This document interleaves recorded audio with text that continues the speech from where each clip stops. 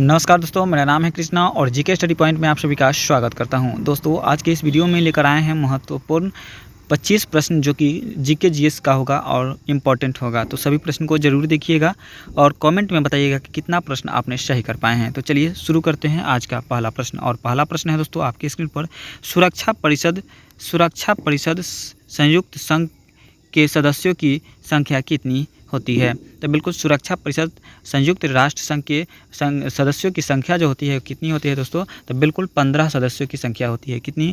15, यानी option number B हो जाएगा सही जवाब। चलिए दोस्तों अगला प्रश्न देखेंगे और अगला प्रश्न है, भारत का संविधान बनाने में कितना समय लगा था? भारतीय संविधान को बनाने में कितना समय लगा दोस्तों? तो 2 वर्ष 11 महीना और 18 दिन लगा था। कितना?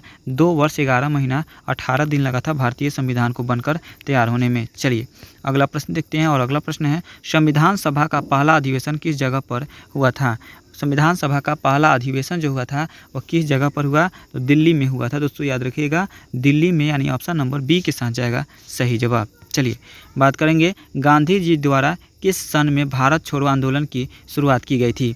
गांधी जी द्वारा किस सन में भारत छोड़ो आंदोलन की शुरुआत हुई थी दोस्तों? तो बिल्कुल ऑप्शन नंबर ए सन 1942 ईस्वी में हुई थी। कितना? सन 1942 ईस्वी में हुई थी। ऑप्शन नंबर ए हो जाएगा सही जवाब। चलिए अगला प्रश्न देखेंगे, किस जगह पर यूनेस्को का मुख्यालय स्थित है?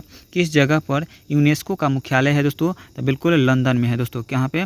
लंदन में है, यानी ऑप्शन नंबर बी के साथ जाएगा बिल्कुल करेक्ट आंसर। चलिए बात करेंगे अगला प्रश्न का, किस देश में भारतीय संघीय शासन प्रणाली लागू किया गया है? किस देश से भारत में संघीय शासन प्रणाली को लागू किया गया दोस्तों? तो बिल्कुल कनाडा से। कहाँ से दोस्तों? कनाडा से, यानी ऑप्शन नंबर ए के साथ जाएगा सही जवाब। चलिए अगला प्रश्न देखेंगे और अगला प्रश्न है, मंत्री परिषद में कितने स्तर के मंत्री होते हैं?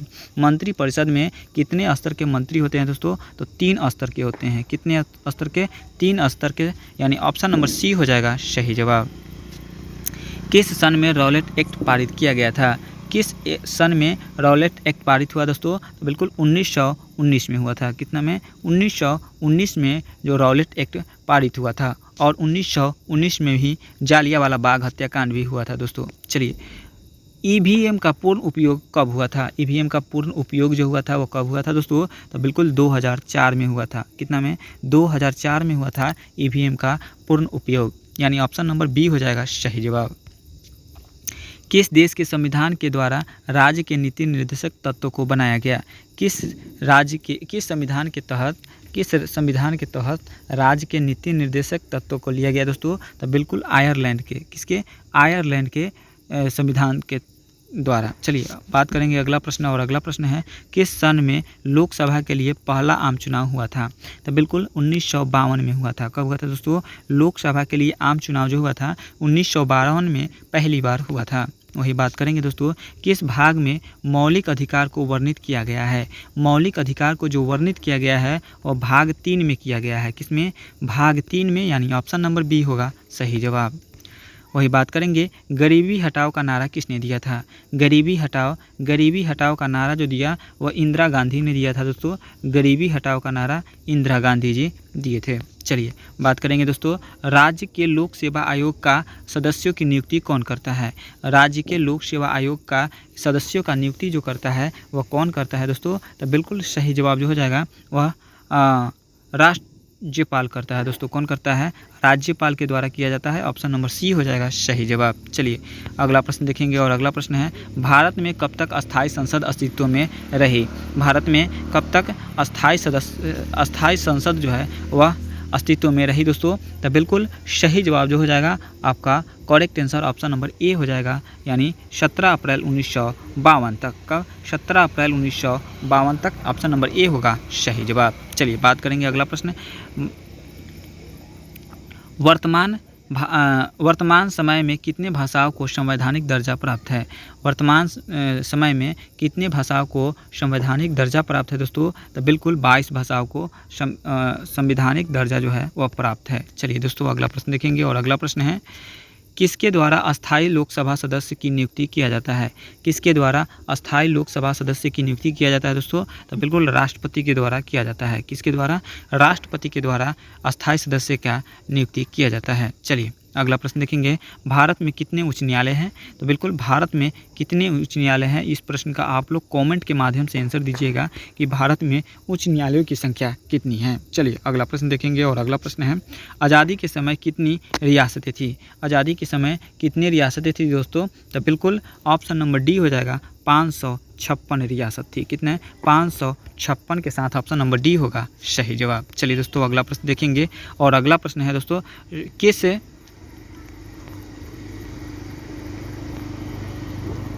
अगला प्रश्न है दोस्तों, किस सभा के द्वारा बजट पारित किया गया था? किस सभा के द्वारा बजट को पारित किया जाता है दोस्तों? तो बिल्कुल सही जवाब जो हो जाएगा और आपका ऑप्शन नंबर ए, लोकसभा के द्वारा बजट को पारित किया जाता है, यानी ऑप्शन नंबर ए हो जाएगा सही जवाब। चलिए दोस्तों अगला प्रश्न देखेंगे, गोवा को राज्य की दर्जा कब मिली थी?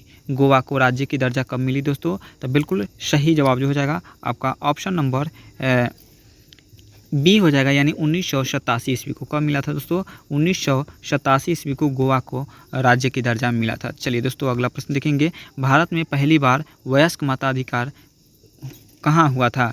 भारत में पहली बार वयस्क मताधिकार जो हुआ था वो कहाँ हुआ था? तो मणिपुर में हुआ था। कहाँ पे दोस्तों?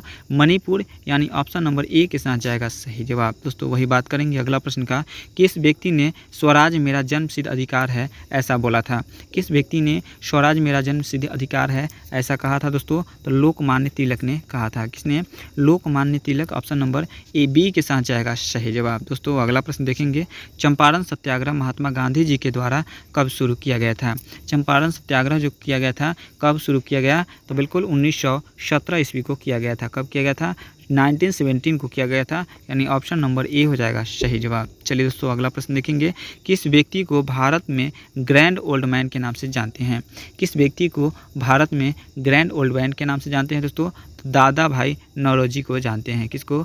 दादा भाई नौरोजी को ग्रैंड ओल्ड मैन के नाम से जानते हैं, यानी ऑप्शन नंबर बी हो जाएगा इस प्रश्न के लिए बिल्कुल सही जवाब। तो आज के लिए इतना ही। 25 क्वेश्चन देखे हैं, 25 क्वेश्चन में कितना प्रश्न को सही कर पाए हैं कमेंट के माध्यम से बताइएगा।